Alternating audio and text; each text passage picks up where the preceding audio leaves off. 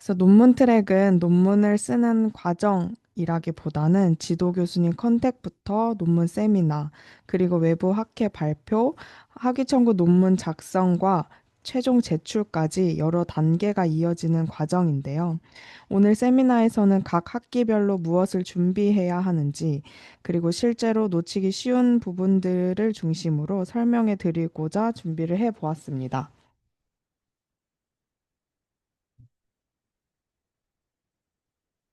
먼저 논문 트랙은 기본적으로 총 26학점을 이수하며 타 전공자나 추가 이수 대상자의 경우 28학점에서 30학점 정도로 달라질 수 있습니다. 먼저 논문 트랙을 선택하실 때 고려해야 할 점이 직장 생활과 병행하면서 논문 작성과 지도 교수님과의 정기적인 미팅, 그리고 외부 학회 발표, 학위 청구 논문 심사 일정까지 감당할 수 있는지를 생각해 보셔야 합니다. 그래서 1학기에는 수업을 들으시면서 관심 분야를 찾고 넓히면서 내가 어떤 분야에 관심이 있는지 찾아두시면 추후에 논문 주제 선정에 도움이 될 것으로 생각이 됩니다. 그리고 특히나 5학기에 논문 지도를 수강한 이후에는 일반적으로 교과 트랙으로 다시 전환하는 것이 어렵기 때문에 논문 트랙을 계속 진행할지의 여부는 진짜 늦어도 4학기 말까지 신중하게 판단하는 것이 좋습니다. 그러면 이제 학기별로 어떤 과정들을 거치게 되는지 상세하게 살펴보겠습니다.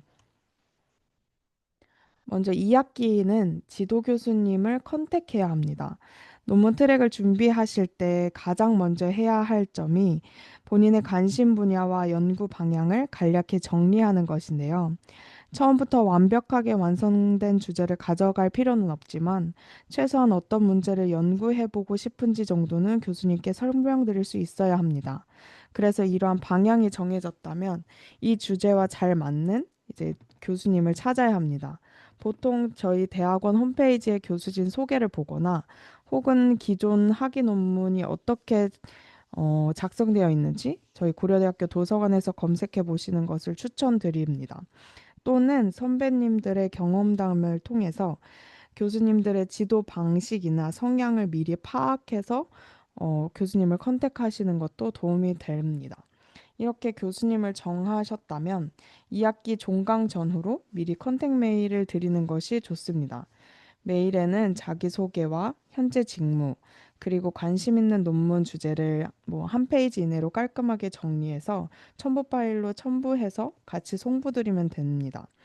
뭐 만약에 메일을 보낸 후에 오랜 기간 회신이 없다면 리마인드 메일을 한번 보내드리거나 혹은 행정실에서 그 기간 내에 답변이 오지 않을 경우에 행정실을 통해서 교수님께 확인을 해달라고 요청해 드릴 수도 있습니다. 이제 그렇게 교수님께 연락이 닿아서 면담을 진행하고 나면 최종적으로 이제 논문 지도의 여부가 확정이 됩니다. 이후에 3학기 개강정에는 이제 지도 교수님들께서 지도 학생들을 대상으로 한 논문 OT가 열리기도 하고 혹은 메일로 어떻게 세미나를 진행할지에 대해 간략히 보내주시기도 합니다. 그래서 이때 향후 논문 세미나 진행 방식이나 미팅 일정 등을 구체적으로 조율하기도 합니다. 그러면 이제 다음 슬라이드에서는 교수님께 처음 보낼 때 컨택 메일의 구체적인 구성 방식을 한번 예시로 보여드리겠습니다. 보통 메일 제목은 교수님께서 내용을 바로 파악하실 수 있도록 명확하게 작성하는 것을 추천드립니다. 이 슬라이드에서 보시는 것처럼 고려대학교 소프트웨어 AI 융합대원 소프트웨어 보안학과 윤민희, 뭐 논문 트랙 지도 가능 여부 문의드립니다처럼 아니, 아니. 소속과 이름, 요청 사항이 드러나도록 작성하시면 됩니다. 메일의 본문은 크게 세 부분으로 구성하시면 좋습니다. 먼저 본인의 학과, 현재 업무, 관심 분야를 간단히 작성하고 왜 이 주제를 하고 싶은지, 어떤 문제를 본인이 보고 있는지를 작성을 하고 뭐 예를 들어서 특정 과정에서 기존 방식의 한계 또는 개선 필요성을 느꼈고 이를 논문 주제로 구체화해 보고자 합니다. 라고 작성을 하셔도 됩니다. 그리고 마지막으로 지도 가능 여부와 면담 가능 여부를 작성해서 문의드리고, 아직 주제가 완전히 확정되지 않았더라도 교수님의 연구 분야와 연관성이 있다고 판단한 이유까지도 함께 설명드리면 더욱 좋을 것 같습니다. 그리고 연구 계획은 매일 본문에 너무 길게 쓰기보다는 아까 앞선 슬라이드에서 말씀드린 것처럼 한 페이지 이내로 요약했던 그 첨부 파일을 같이 첨부해서 보내는 것을 추천드립니다. 그리고 3학기는 본격적인 연구에 뼈대를 세우는 가장 중요한 시기인 것 같습니다. 이 시기에는 논문 세미나라는 그 과목을 통해서 지도 교수님과 주기적으로 미팅을 가지며 연구 주제를 구체화하게 됩니다. 3학기 논문 세미나는 처음부터 완벽한 주제를 가져가야 하는 자리는 아닙니다. 여러 가지 논문을 읽어보며 내가 어떤 문제를 다룰 수 있을까를 탐색하고 앞으로 학회 논문과 학위 청구 논문으로 발전시킬 연구의 방향성을 잡아가는 시간이라고 생각하시면 좋을 것 같습니다. 이렇게 교수님과 함께하는 세미나를 조금 알차게 활용하기 위해서 미팅 전에 크게 세 가지를 준비하시기를 권장드리는데요. 첫 번째는 관심 분야의 기존 연구들을 충분히 많이 읽고 어떤 한계점들이 있는지 각 논문별로 요약을 해 둡니다. 그리고 이를 바탕으로 본인이 다뤄볼 만한 논문 주제 후보를 한 두세 개 정도 추려한 다음에 이 후보들을 가지고 교수님께 여쭤볼 질문 리스트를 미리 작성해 둡니다. 이렇게 준비해서 세미나를 참석하시면 교수님과의 논의를 통해서 조금 막연하고 어떻게 풀어가야 할지 못했던 논문의 주제를 범위를 좁힐 수 있을 것으로 예상이 됩니다. 그리고 이 주제가 실제 데이터나 실험으로 검증 가능한지, 또는 4학기에 저희가 발표해야 될 외부 학회 논문으로 발전시킬 수 있는지도 교수님께 함께 검토를 받게 됩니다. 그리고 마지막으로 4학기에 외부 학회 발표를 해야 한다는 점을 고려한다면 4학기 개강 후에 연구를 시작하는 것은 매우 촉박하기 때문에 3학기 말부터 본인이 타깃으로 할 외부 학회 일정을 미리 체크하고 실험과 분석에 필요한 자료 준비와 학회 논문 초안을 작성을 시작하는 것이 가장 안전한 방법이라고 생각이 됩니다. 그래서 앞서 논문 세미나는 주제를 구체화해가는 과정이라고 말씀을 드렸는데, 이번에는 그 과정에서 어떤 기준으로 논문 주제를 선정하면 좋을지 제 경험을 바탕으로 말씀을 드리겠습니다. 보통 이렇게 잘 하시는 분들은 계속 꾸준히 잘 하시기 때문에 저는 제가 논문을 써본 경험이 이번 대학원에 입학을 해서 처음 경험을 하는 것이기 때문에 저는 제가 하고 싶은 연구와 실제로 수행할 수 있는 연구 사이에서 조금 갭이 있어서 주제를 정하는 것이 가장 어려웠습니다. 그래서 막연하게 관심 분야만 보고 정하기보다는 이렇게 몇 가지 기준을 세워서 주제를 선정하는 것이 좋다고 생각을 해서 요게 정답은 아니지만 저처럼 조금 주제를 선정하는 데 있어서 어려움을 겪으시는 분들에게 도움이 되셨으면 좋겠어서 정리를 해 보았습니다. 첫 번째 기준은 문제 정의입니다. 논문 주제는 내가 무엇을 해보고 싶은가 보다 현재 해결이 필요한 문제가 무엇인가인지에서 출발을 해야 합니다. 기존 연구나 현행 방식으로는 무엇이 충분히 해결되지 않았는지, 실제로 어떤 어려움이 반복되고 있는지를 명확히 설명할 수 있어야 합니다. 요약하자면 어떤 게 불편하고 왜 개선이 필요한지가 명확해야 논문 주제로 발전시키기가 좋습니다. 두 번째는 연구의 차별성입니다. 기존 선행 연구를 단순히 정리하는 데 그치면 논문으로서의 기여가 약해질 수 있습니다. 내 연구가 기존 연구와 비교했을 때 무엇이 다르고 어떤 구체적인 개선점을 제시할 수 있는지를 분명하게 보여주어야 합니다. 그리고 세 번째는 검증 가능성입니다. 아무리 좋은 아이디어라도 데이터 혹은 코드, 실험, 사례 분석 등으로 효과를 확인할 수 없다면 논문으로 완성하기가 어렵습니다. 따라서 주제를 정하는 초기 단계부터 어떤 비교 기준을 사용할지, 어떤 실험 방법이나 평가 지표로 효과를 입증할 수 있을지를 함께 고민해야 합니다. 마지막으로 네 번째는 지도 적합성입니다. 주제가 지도 교수님의 연구 분야와 너무 동떨어지지 않아야 논문을 진행하면서 방향성을 잃지 않고 현실적인 피드백을 받을 수 있다고 생각합니다. 요약하자면 좋은 논문 주제는 어떤 문제를 해결할 것인지 그리고 그 효과를 어떻게 입증할 것인지에 답할 수 있어야 됩니다. 논문은 무엇을 만들었다를 설명하는 글이 아니라 이 연구가 왜 필요하고 기존과 무엇이 다르고 어떻게 내가 검증했는지를 설득하는 글이라고 생각하시면 조금 접근하기가 쉬우실 것으로 생각이 됩니다. 이제 4학기에는 외부 학회 논문을 작성하고 발표하는 과정이 진행이 됩니다. 외부 학회 논문 발표는 석사학위 청구 논문 심사를 받기 위한 필수 자격 요건과 연결이 됩니다. 따라서 학위 청구 논문 심사 전까지 한국연구재단에 등록된 학회에서 논문을 게재하거나 발표를 완료해야 합니다. 이때 꼭 주의해야 할 사항은 논문 제출 시에 지도 교수님의 공동저자 포함 여부는 관계없이 반드시 고려대학교 소속 표기는 필요합니다. 소속이 누락되면 졸업 여건으로 인정되지 않을 수 있기 때문에 제출 전에 반드시 확인하는 것이 좋습니다. 그리고 혹 만약에 학회 논문과 석사 학위 논문의 주제를 동일하게 가져가실 분이라면 학회 논문은 이후 작성하게 될 석사 학위 청구 논문의 축소본이라고 생각하시면 이해하기가 쉽습니다. 예를 들어서 학회 논문은 동일한 주제에서 실험을 한 개만 하고 석사 학위 청구 논문은 그 실험을 세 개 이렇게 생각하시면 쉬울 것 같습니다. 따라서 학회 발표로 연구가 끝나는 것이 아니라 발표 과정에서 또 받은 피드백을 반영하기도 하고 이 내용을 말씀드린 것처럼 추가적으로 보완해서 학위 청구 논문으로 확장해 나가는 방향을 추천드립니다. 외부 학 그리고 외부 학회 발표는 보통 포스터 발표나 구두 발표 방식으로 진행이 됩니다. 구체적인 준비 방법은 다음 슬라이드에서 이어서 설명해 드리겠습니다. 외부 학회 논문은 짧은 분량 안에 연구의 핵심을 명확하게 전달하는 것이 중요합니다. 이를 위해 논문의 각 항목별로 집중해야 할 포인트들이 있습니다. 먼저 연구 배경에서는 이 문제가 왜 중요한지 한 문단으로 정리하고 제안 방법은 글보다는 흐름도나 구조도를 활용해서 직관적으로 보여주려고 노력하는 것이 효과적입니다. 그리고 실험 결과는 표와 그래프를 활용해서 숫자 중심으로 제시하고 단순히 좋아졌다라고 쓰기보다는 어떤 기준으로 비교해서 어떤 결과가 도출되었는지 정확하게 보여줘야 합니다. 마지막으로 기여점 부분에서는 기존 방식 대비 무엇이 개선되었는지를 분명하게 작성해야 합니다.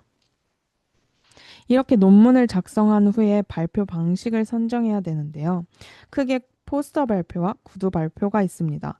먼저 포스터 발표는 정해진 시간 동안 포스터 앞에서 심사위원이나 참석자의 질문에 답변하는 방식입니다. 앞서 작성한 연구 배경, 제안 방법, 결과, 기여점을 1분 이내로 요약해 설명할 수 있도록 준비해 두시면 더욱 좋습니다. 또한 포스터 자체는 텍스트를 줄이고 그림, 표, 흐름도 위주로 구성해야 전달력이 높아집니다. 반면에 구두 발표는 보통 10분에서 15분 정도 발표를 진행한 후에 질의응답을 갖는 방식입니다.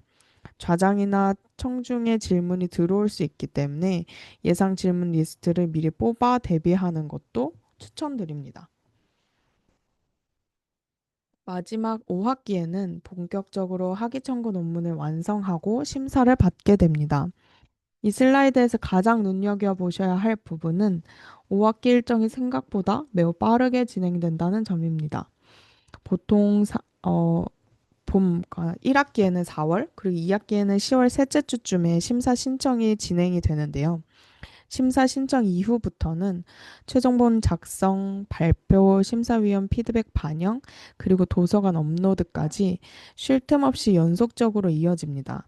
그렇기 때문에 5학기 들어와서 논문을 쓰기 시작하면 일정이 많이 촉박해질 수밖에 없어서 늦어도 중간고사 전에는 초안이 어느 정도 나와 있어야 지도 교수님께도 좀 추가적인 피드백을 받을 수 있고 심사 이후에도 여유 있게 수정할 시간을 확보할 수 있습니다. 물론 정확한 일정은 학기마다 달라질 수 있기 때문에 이제 각 그 학기마다 행정실 공지랑 지도 교수님의 안내를 확인해서 진행해 주시면 더욱 좋을 것 같습니다. 정리하자면 5학기의 일정은 최대한 초안을 빨리 만들고 이후 일정에 맞춰서 계속 보완해 나가는 게 중요할 것 같습니다. 학위 청구 논문 초안을 작성할 때 저는 어떤 내용을 어떻게 구성해야 될지가 너무 어려웠어서 이 페이지를 정리를 해 보았는데요. 학위청부 논문 초안을 작성할 때 가장 먼저 해야 할 일은 전체적인 흐름을 잡는 게 중요할 것 같습니다. 앞서 말씀드린 것처럼 논문은 단순히 내가 무엇을 만들었는지를 설명하는 문서가 아니라 내가 진행하는 이 연구가 왜 반드시 필요한지를 설득하는 글이라고 접근을 하셔야 합니다. 그래서 전체 구조를 문제 정의, 기존 연구의 한계, 제안 방법, 실험 검증, 기여와 한계라는 이런 큰 하나의 스토리로 구성해 가는 것이 좋습니다. 이 흐름에 따라서 먼저 서론에서는 본인이 무엇을 했는지보다 연구의 필요성, 그리고 기존 방식에서 해결되지 않은 문제점을 명확히 보여주는 데 집중을 해야 합니다.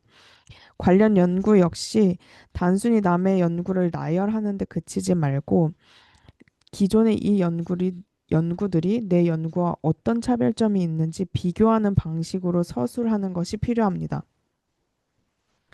그리고 본론에 들어가서는 곧바로 세부 기능부터 설명하기보다는 전체 구조를 먼저 보여준 다음에 주요 구성 요소와 입력, 처리, 출력, 검증 방식을 구체적으로 설명해야 심사위원들이 연구 체계를 쉽게 이해할 수 있습니다. 실험 결과 부분은 앞서 학회 논문 작성 팁에서도 강조했듯이 단순히 성능이 좋아졌다라고 쓰시면 안 되고 어떤 기준으로 비교해서 어떤 결과가 도출되었는지 정확한 수치로 제시하고 표나 그래프를 활용해서 결과의 설득력을 높여야 합니다. 제가 생각하는 좋은 학위 논문이란 주제, 방법, 결과, 그리고 기여점이 하나의 매끄러운 흐름으로 연결된 논문이라고 생각을 합니다. 그래서 논문의 결론에서는 연구의 기여점, 한계점, 그리고 향후 연구 계획을 명확히 구분해서 정리를 해야 하는데요. 결론은 앞서 내용을 단순히 요약하는 데 그치지 말고 내가 제안한 방법이 기존 방식 대비 어떤 유의미한 차이를 만들어냈는지 그리고 어디까지 검증을 완료했는지 분명히 밝혀야 합니다. 특히 한계점을 언급할 때는 단순히 아쉬운 점을 나열하기보다는 이를 극복할 확장 가능성을 함께 제시하는 것이 좋습니다. 예를 들어 데이터 범위가 제한적이었다면 향후에는 더 다양한 데이터셋을 구축해서 검증을 이어가겠다라는 식으로 향후 연구와 자연스럽게 연결하는 것입니다. 그래서 이제 지금까지는 이제 논문의 내용적인 측면을 살펴보았다면 마지막으로 논문 작성 시에 참고하시면 좋을 내용에 대해서 정리를 해 보았습니다. 첫 번째는 분량인데요. 보통 학위 논문은 30에서 70페이지 내외로 작성하지만 절대적인 기준보다는 지도 교수님께서 요구하시는 가이드라인을 따르는 것이 가장 중요합니다. 그리고 두 번째는 어, 행정실에서 제공하는 학위 논문을 작성하는 템플릿입니다. 나중에 논문을 모두 쓴 다음에 그 형식에 맞춰서 맞추려면 불필요한 시간이 낭비될 수 있기 때문에 반드시 처음부터 학교 공식 그 학위 논문 템플릿에 맞춰서 작성하시는 것을 권장드립니다.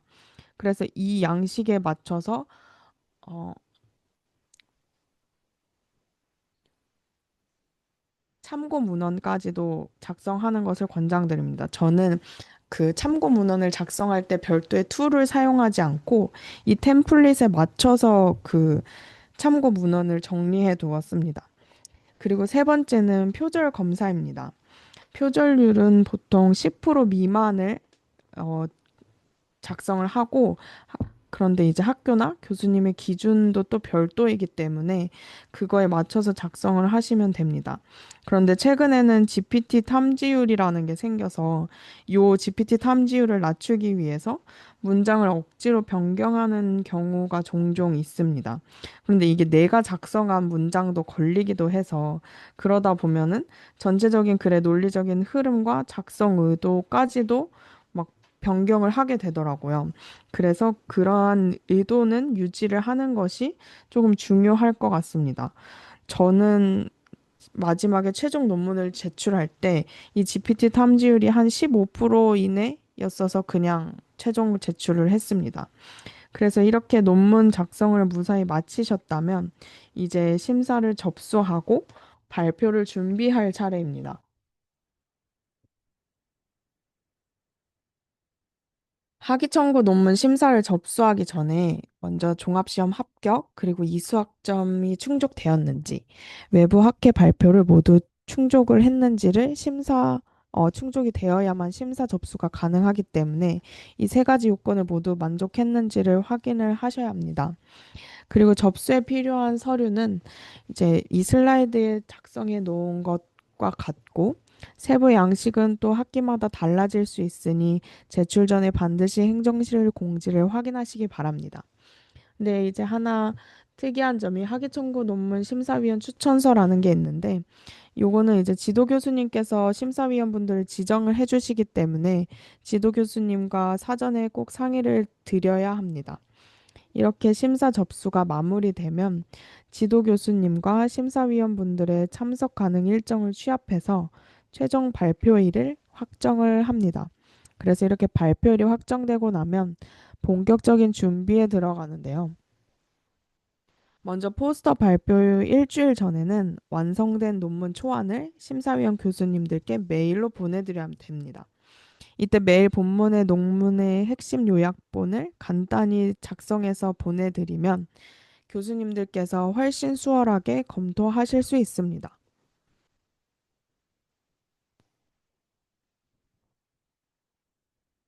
또한 포스터를 제작할 때는 논문 목차를 그대로 옮겨 적기보다는 짧은 시간 안에 직관적으로 이해할 수 있도록 구조를 짜는 것을 추천드립니다. 뭐 문제 상황, 그리고 기존 방식의 한계, 제한 방법, 결과, 기여점 순으로 재구성하시면 전달력이 훨씬 높아집니다.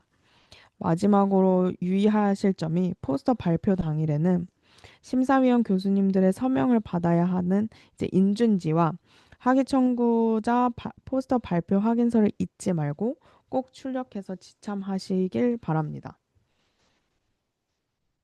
포스터 발표가 끝났다고 해서 모든 과정이 마무리된 것은 아닌데요. 발표 이후에 논문을 수정하고 이제 심사위원분들께서 논문의 결과를 입력하고 도서관에 논문의 원문을 업로드하고 행정실에 최종 서류를 제출하기까지의 후속 절차들이 남아 있습니다. 먼저 포스터 발표에서 심사위원분들께 받은 피드백을 바탕으로 논문을 수정하고 이 수정본을 교수님들께 다시 전달해 드려야 됩니다. 이 시점까지는 논문 내용 수정이 가능하므로 그, 포스터 발표 당시에 받은 피드백을 최대한 꼼꼼히 반영해서 수정하는 것이 좋습니다. 또한 불가피하게 논문 제목을 수정해야 한다면 반드시 심사 결과가 입력되기 전에 확정하셔야 합니다. 기한을 놓치면 이 논문 제목의 변경이 불가하니까 꼭 유의해서 일정을 준수하시길 바랍니다. 그리고 수정이 모두 완료되면 최종적으로 교수님들께서 논문 심사 페이지에 심사 결과를 직접 입력하시게 됩니다. 가끔 일정이 촉박하게 진행이 되기 때문에 마감일이 다가온다면 교수님들께 정중하게 리마인드를 메일을 보내드리는 것도 좋은 방법입니다. 그래서 심사위원분들께서 심사 결과 입력까지 끝났다면 이제 도서관 홈페이지에 학위 청구 논문 원문을 업로드하고 마지막으로 행정실에 논문 원문 제출 확인 서류를 내시면 됩니다. 이제 어, 혹 또 별도로 최종 제출 서류 목록과 방식이 학기마다 달라질 수 있기 때문에 각 학기별로 행정실 공지를 꼭 최종적으로 확인해 주시기를 바랍니다. 이렇게 행정실에 최종 서류까지 제출을 하면 졸업을 하실 수 있습니다. 그래서 제가 준비한 논문 트랙 프로세스는 이 정도로 설명을 마치겠습니다. 뭐 논문 트랙은 해야 할 일이 많아서 직장 생활과 병행을 하면서 해야 할 일이 많기 때문에 이러한 과정을 조금 미리 알고 미리미리 준비하는 것이 중요한 것 같습니다. 그래서 그 과정 속에서 오늘의 세미나가 조금이나마 도움이 되셨으면 좋겠습니다. 그리고 요 해당 슬라이드는 사전에 주신 질문들이었는데 앞선 발표 내용에서 이미 답변이 되었다고 생각이 듭니다. 그래서 이 외에 궁금하신 점이 있으시면 편하게 질문을 해주시면 좋을 것 같습니다.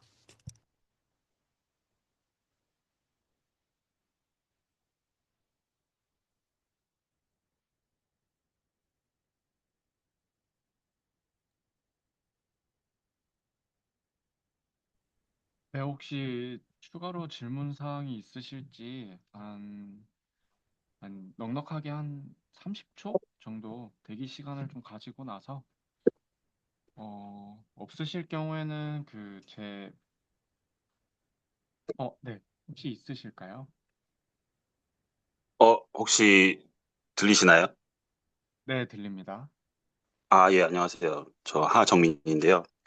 저기 오늘 그 세션 너무 도움이 많이 된 것 같고요. 단도직입적으로 질문 하나를 드리자면, 저 같은 경우에는 이제 회사 생활을 이제 좀 부득이하게 해외 파견을 나갔다가 이제 막 들어와가지고, 제가 4학기까지는 마무리를 하고 휴학을 했는데, 이제 5학기를, 남은 한 학기를 좀 복학을 해야 되는 상황이거든요. 근데 제가 논문 트랙을 선택을 했었는데, 어, 제반 사항이나 나머지 부분들은 준비를 어느 정도는 했고, 뭐 주제라든지 데이터셋이라든지 등등 이런 것들은 이제 어느 정도 준비를 했는데, 복학을 하면서 지도 교수님한테 이제 저 복학합니다 이런 메일을 보내고 지금 막 뭔가를 준비하려고 하니까 되게 막막하더라고요. 그래서 한두 달 전부터 약간 이런저런 정보를 좀 수집을 하고 있었는데 이게 현실적으로 지금 제 상황에서 그러니까 제 상황이라고 하면 4학기까지 하고 휴학을 했다가 이제 5학기 남은 상황에서 복학을 하는 이 시점에서 학회 논문인가요? 학회 논문을 쓰고 이 석사 학위 청구 논문까지 다 준비를 하는 게 현실적으로 가능한지 어떻게 생각하시는지 좀 궁금합니다. 저 한 가지 궁금한 게 5학기가 내년 2월에 복학이신가요? 아니요, 지금 이번에 복학이에요. 아, 9월? 이번에요. 7월, 9월인가? 예, 예. 그러면 논문 주제나 이런 건 다 선정을 하셨다고 하셨으니까 네, 맞나요? 네, 맞습니다. 그 여름방학에도 학회 논문이 열리는 곳이 있거든요. 혹시 그런 거 찾아보셨을까요? 좀 찾아보긴 했는데 이게 네, 또 다른 분들한테도 여쭤보니까 네. 지도 교수님이 추천하는 학회로 뭐 준비를 해야 된다, 뭐 이런 의견도 있고요. 이게 저 음. 혼자서 뭔가를 막 하려니까 이게 맞나 싶기도 해가지고 좀 이렇게 확신이 안 서더라고요. 근데 사실 그 보통 지도 교수님들께서 학술 대회 논문까지는 크게 지도를 안 해주세요. 경험상 아, 제 네. 동기분들도 보면 그래서 저는 최대한 그 수료 상태가 되지 않도록 최대한 음, 5학기 내에 모든 거를 마치셨으면 좋겠어서 학술 대회는 이 여름 방학 때 마치셨으면 좋겠어요. 그리고 하실 수 있을 것 같아요. 제 동기분들도 보면 이미 주제가 정해져 있고 사실 어떤 학회들은 한 페이지에서 두 페이지만 받는 경우도 있거든요. 그래서 네네. 일부러 전략적으로 그런 학회를 찾아서 쓰시는 분들도 계세요. 아, 네네. 그래서 오히려 학술대에는 문제가 되지 않을 것 같고 음, 다만 제가 이 세션에서 발표드린 것처럼 5학기의 일정이 굉장히 빠듯해서 저도 경험을 해봤지만 중간고사 이전까지 초안이 나와 있지 않으면 거의 마지막 한 달은 잠을 주무실 수 없을 거예요. 아, 그래서 최대한 제 생각엔 학술대 논문이 지금 8월에도 작년에도 있었으니까 올해도 있지 않을까라는 생각으로 음, 사실 그 10월 뭐 이때 11월 이 청구 논문 심사 전까지만 이거를 다 마치면 되니까 네네. 그래서 저는 최대한 그거를 좀 쉬운 학회를 찾아서 빨리 마무리를 지으시고 이제 지금이라도 빨리 그 오히려 그 석사학위 청구 논문 작성을 시작하시는 걸 추천드립니다. 그래서 하실 수 아, 있을 것 같아요. 네네, 저는 감사합니다. 네, 그러면은 일단 좀 네, 말씀해 주신 거를 정리를 해보면 일단 네, 여름방학 기간 내에 빨리 그 학술 논문을 준비를 해서 어떻게든 제출을 해서 뭐 승인을 받을 수 있도록 하는 게 일단 1차 목표일 것 같고, 근데 이제 맞습니다. 그거와 동시에 이제 학위 논문을 뭐 당연히 써 내려가면서 네, 이제 적어도 중간고사 기간 이전에는 어느 정도는 다 좀 이게 윤곽이 다 나와야 된다는 말씀이신 거죠? 네, 맞습니다. 왜냐면 네네. 왜냐면 그래야 지도 교수님께도 그냥 혹시 지도 교수님과 미팅을 얼마나 주기적으로 하시는지를 제가 명확히 몰라서 말씀드리기가 어려운데 이게 한 달에 한 번 주기적으로 교수님과 미팅을 한다고 하면 이게 가능하거든요. 네. 혹여나 그게 만약에 세미나가 예를 들어서 그 지금 말씀하시는 어느 분께서 교수님께 먼저 연락을 드려야 되는 상황이라면 진짜 최소 3주를 주기를 가지고 교수님께 계속 연락을 드려야 이 괜히 막 이만큼 초안 이만큼 작성해 놨는데 지도 교수님께서 아 방향이 이게 아닌 것 같다라고 하시면 다시 써야 되잖아요. 네네. 그래서 저는 이제 3주에 한 번씩이라도 꾸준히 계속 뭔가의 결과물을 가지고 컨택을 음. 하셨으면 좋겠어요. 네. 안 그래도 제 지도 교수님이 이렇게 제가 네, 연락을 먼저 하지 않으면 그 연락을 맞아요. 안 오는 스타일이셔가지고 네. 그냥 제가 좀 귀찮으시더라도 계속 그냥 연락을 드리는 수밖에 없겠네요. 네, 맞아요. 그리고 연락을 음. 계속 드려야 교수님께서도 기억을 하시고 그거에 관련된 논문들도 추천해 주시고 이 방향이 아닌 것 같다. 혹은 근데 생각보다 교수님들께서 그 한마디 해주시는 게 저희 논문의 방향성을 잡는 데 굉장히 많은 도움이 되더라고요. 그래서 네네. 저는 꾸준히 연락을 드렸으면 좋겠어요. 네네. 좋은 조언 감사드립니다. 네. 제가 혹시 준비하다가 또 궁금한 게 네. 있으면 별도로 따로 한번 여쭤봐도 될까요? 지금 이 세션이 네, 그럼. 아니더라도. 네, 그럼요. 네네. 감사합니다. 네. 네.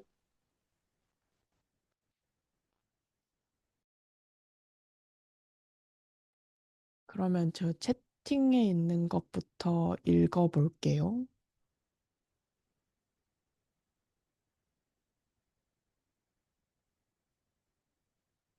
아, 함동기님께서 작성해주신 분들은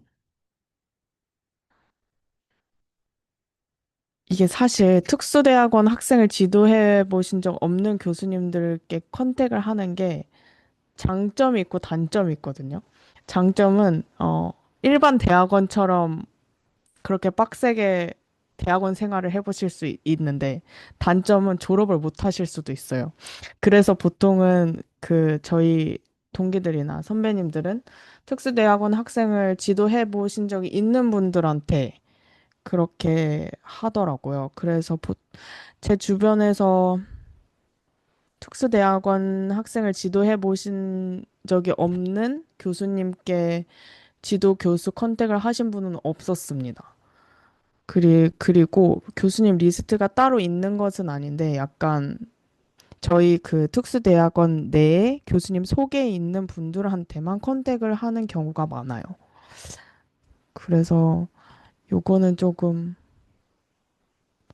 선택을 하셔야 될 것 같아요. 만약에 교수님들께서도 사실 이 확답을 바로 주시지 못하는 게 저희가 직장 생활이랑 병행을 하고 있기 때문에 일반 대학원생들만큼 어떻게 보면 교수님들이 필요로 하는 그런 일꾼이 되지 못해서 그리고 약간의 중간에 중도로 그만두시는 분들도 있었기 때문에 그렇게 되면 연구실의 인원을 저희가 잡아먹는 거거든요.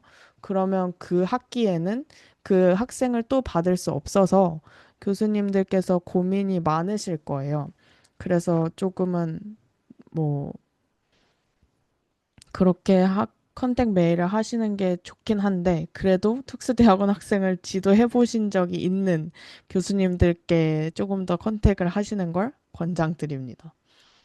그리고 김한나님께서 말씀해 주신 거는, 저는 학술대별 특징을 정리를 한 게 없고, 보통 저희는 정보처리학회에 다 제출을 했어서, 정보처리학회에서 학회에만 그렇게 제출을 했습니다. 그리고 아까 제가 제일 처음에 말씀드린 것처럼 그 학회 일정을 준수하지 못한 분들에 대해서만 막 그렇게 여름에 열리는 학회들을 찾아서 진행을 했었어요.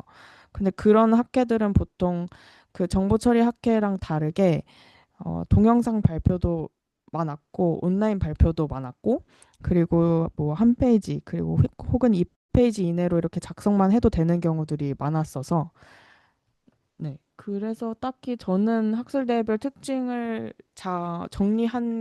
정리한 거는 없었습니다. 그리고 그 홍 선수님께서 주신 질문은 학위 논문 템플릿은 그 저희 소프트웨어 AI 융합대학원 거기에도 있는데 이 링크를 그럼 제가 채팅창에 찾아서 공유를 해드릴게요. 혹은 아니면 그 저희 단톡방에 공유를 해드릴게요. 표절 검사는 그 고려대학교 도서관을 통해서 카피킬러로 검사를 하시면 되고요. 그 카피킬러 툴에 작성하신 논문을 업로드하면 그 툴에서 자동으로 검사가 됩니다. 맞아요. 논문을 작성하면서 계속 지속적으로 표절 검사를 하시면서 논문을 쓰실 수 있어요. 음, 논문 주제에 맞는 관련 논문은 그 저희 고려대학교 도서관에서 보실 수 있어요. 거의 이제 웬만한 논문은 다 보실 수 있고 그냥 인터넷에 혹은 구글에서 궁금하신 그 논문의 제목을 치면 그 사이트로 바로 들어가면 안 보이는데 고려대학교 도서관에 치면 보실 수 있거든요. 그러니까 고려대학교 도서관에 로그인을 하시면 저희 그 로그인 한 계정으로 거의 웬만큼 다 연결이 되어 있어서 다 보실 수 있습니다. 음, 요게 1차적으로 어떤 특정 교수님과 컨택을 했는데 추후에 B 교수님으로 변경할 수 있다는 말씀이 조금 헷갈리는데 A 교수님과 컨택을 완료를 한 다음일까요? 아니면 A 교수님과 컨택을 하는 도중에 B 교수님으로 변경할 수 있다는 말씀일까요? 이거 채팅창에 작성해 주시면 제가 답변을 정확히 해드릴 수 있을 것 같습니다.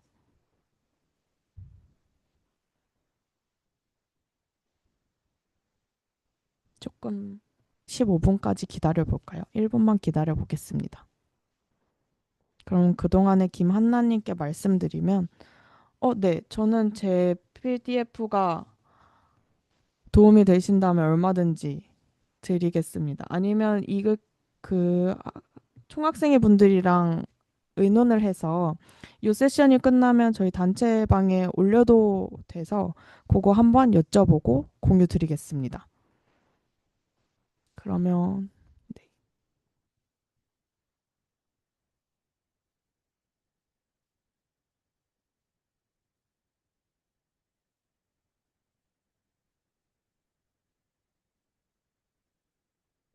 홍 선수님 아직 그 4번에 대한 추가적인 네.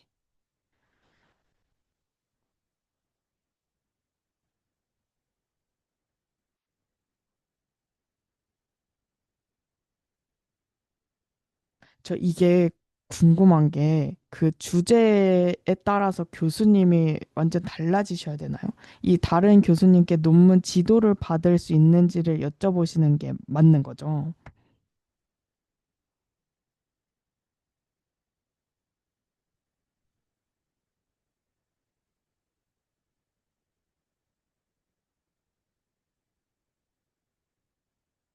맞을까요?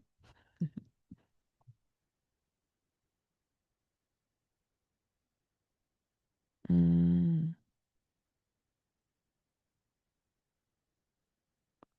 그, 그건 맞긴 한데 굉장히 신뢰가 되는 상황이라서 보통 주제가 그렇게 왜냐하면 본인의 그 업무 혹은 본인의 관심 분야가 생각보다 많은 분들이 그 스펙트럼이 그렇게 넓지 않은 걸로 알고 있어서 조금 요런 게 고민이 되신다면 아예 애초에 요런 걸 약간 범용적으로 연구하시는 교수님한테 컨택을 하시는 것도 추천을 드리는데 저거는 조금 뭐라고 해야 될까? 저 상황은 추천드리는 상황은 아닌 것 같습니다. 교수님들께서 기분 나빠하실 상황인 것 같아요. 네. 근데 물론 교수님별로 특정인 전문적인 분야가 있으시지만, 네. 저거는 추천드리진 않습니다. 그리고 주제를 변경하시고 싶으시면 지금 지도하시는 교수님과 상의를 하셔서 충분히 그거에 대해서 잘 지도를 해주실 걸로 생각이 듭니다. 교수님들께서 본인의 그 분야가 아니시더라도 어쨌든 지도를 너무 많이 해보셨기 때문에 그 안에서의 이제 저희가 대신에 저희가 하고 싶은 방향을 명확하게 말씀드려야 돼요. 안 그러면 삼천포로 빠질 수 있어서 저희가 하고 싶은 게 명확하다면 지금 그냥 컨택하신 교수님과 그냥 쭉 졸업까지 가시는 걸 추천드립니다, 저는. 그러면, 네, 네, 감사합니다. 그러면 한 20분까지만 채팅방에 있는 올라오는 질문 기다려보고 없으시면 세션을 마무리해 보도록 하겠습니다. 그리고 혹여나 제가 논문 주제를 선정하는 것들에 대한 어떤 특정 기준점들을 말씀을 드렸는데 이게 사실 정답은 아니거든요. 근데 저도 이 논문을 처음 써보는 입장에서 어떻게 가이드라인을 잡지 못했을 때 저희 지도 교수님께서 해주신 말씀을 바탕으로 정리를 해둔 거라 이것 말고도 다른, 어, 다른 기준을 가지고 또 논문 주제를 선정하실 수도 있습니다. 그래서 제가 오늘 발표드린 세션은 그냥 참고만 해주시면 좋을 것 같습니다. 그러면 말씀드린 20분이 다 돼서 더 추가적인 질문은 없는 것으로 판단을 하고 오늘 제가 준비한 세션은 마무리를 해 보도록 하겠습니다. 네, 이상으로 들어주셔서 감사합니다. 네, 그 논문 세미나를 진행해주신 윤민희 선배님께 감사의 말씀을 드리고 세미나에 참여해주신 원우분들께 감사합니다. 이상으로 마치도록 하겠습니다.